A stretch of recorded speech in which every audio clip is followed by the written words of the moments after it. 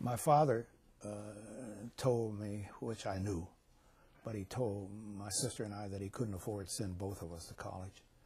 So I said, that's okay, because remember, I graduated in 42 and Pearl Harbor was in December 41, so I knew I was going to go into service.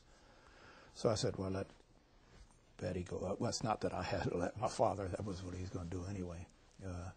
Because I grew up where, you did what they told you, they didn't give you a whole array of choices. But that was very interesting, though, that he wanted to educate his daughter. He wanted both of us, but he couldn't afford it. Yes. And I guess if I did anything, I was one that pulled out because I said, I'm going to go into service. Okay. And so she went to it was called Bowie Normal School then. It was a state teachers college down in Bowie, Maryland. And it was a segregated state. So she went off to there. The thing that I remember in those days was that the room, board, and tuition was $26 a month. Whoa. And my father strained to make that. Well, I went on out to Detroit. Well, first I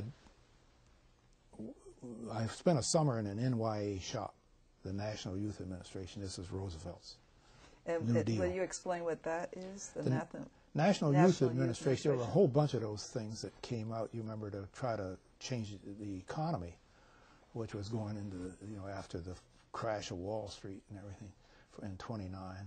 The 30s, Roosevelt then came in and had the NRA, the National Recovery Act. And then there was the National Youth Administration and WPA, Work Projects Administration, all those government things that gave people employment and training. And so I went in the NYA shop and I took metal lathe. I took tool and die training.